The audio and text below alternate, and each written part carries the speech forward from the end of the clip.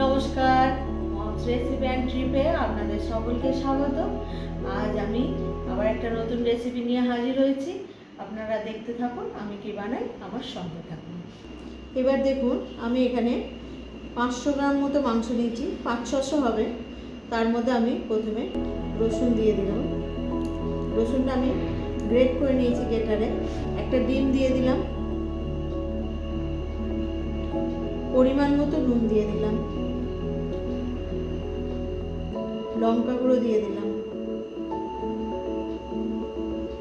তেল দিয়ে দিলাম। প্রথমে আমি এগুলো মাখিয়ে নেব। মাখিয়ে নিয়েছি।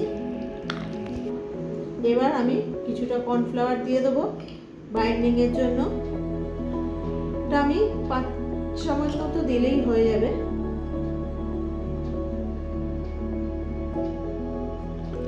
ভালোভাবে এটা আবার মাখিয়ে নেব।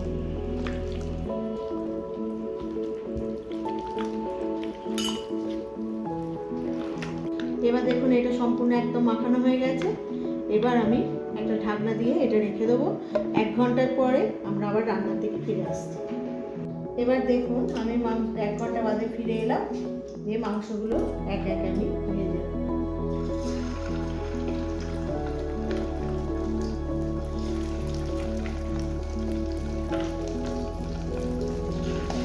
ঢাকনা দিয়ে ভাজবো। মাংসগুলো দেখুন সব আমার ভাজা হয়ে গেছে। এবার রান্নার স্টেপে যাই। এবার কড়াইয়ে দেখুন কাঁচা লঙ্কা চিড়ে ফোড়ন দিলাম। তারপর পেঁয়াজটা আমি একটু ছোট ছোট করে কুচিয়ে নিয়েছি। এবার দেখুন, আমি 5-6 কোয়া রসুনকে গ্রেট করেছি আর 1/2 ইঞ্চি আদা আমি গ্রেট করে নিয়েছি। এর মধ্যে আমি দিয়ে দিলাম। খুব অল্প পরিমাণে মশলা লাগে, বেশি মশলা লাগে না।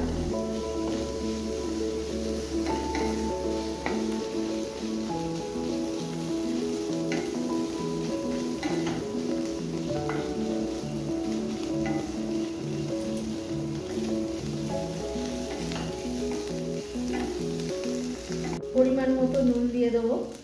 দিয়ে ভালোভাবে আমি পেঁয়াজটা নাড়াচাড়া করতে থাকবো। পেঁয়াজটা একটু নরম হওয়া পর্যন্ত আমরা নাড়াচাড়া করবো। 1 চামচ থেকে 1.5 চামচ ভিনিগার দিয়ে দেবো আর 2 চামচ মতো সোয়া সস দিলাম। 2 চামচ না দিলেও চলবে, 1.5 চামচ মতো সোয়া সস দিলাম। এবার 125 ml মতো আমি কমলা লেবুর রস দিয়ে দেবো। এটা প্রায় 2 লেবুর রস আছে।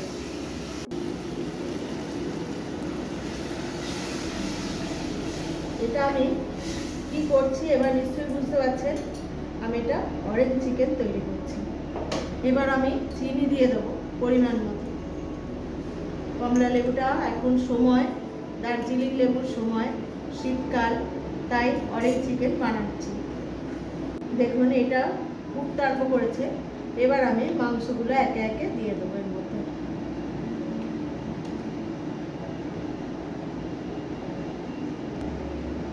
দেখুন ভালোভাবে এটাকে মাখিয়ে নেব।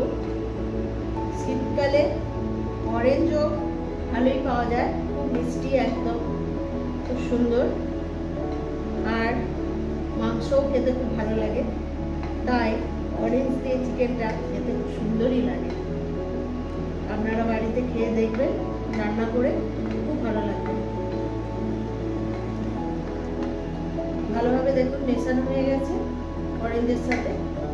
এবার আমি জল দিয়ে দেবো, পরিমাণ মতো জল দেবো। দিয়ে অরেঞ্জ ফুটতে দেবো মাংসটা অরেঞ্জের জুসের সাথে। এটা আমি হলুদের ব্যবহার খুব একটা করবো না, ফুটে যাক হালকা করে, তারপরে হলুদ দেবো। সামান্য একটু 1/2 চামচ মতো হলুদ গুঁড়ো দিয়ে দেবো কালারটার জন্য, আর লঙ্কা গুঁড়ো দিয়ে দেবো।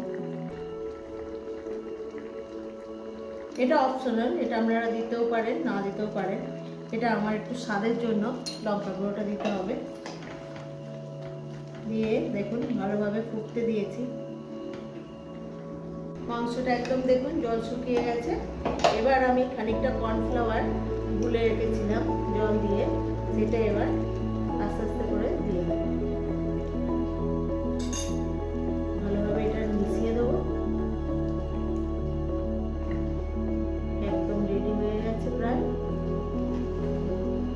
এবার আমি খানিকটা কমলা লেবুর খোসাকে ঘষে রেখেছিলাম গ্রেটারের সাহায্যে, সেটাকে দেখুন, এটাকে আমি 1 চামচ মতো দিয়ে দেবো সেন্টটার জন্য এবং খেতেও ভালো লাগবে।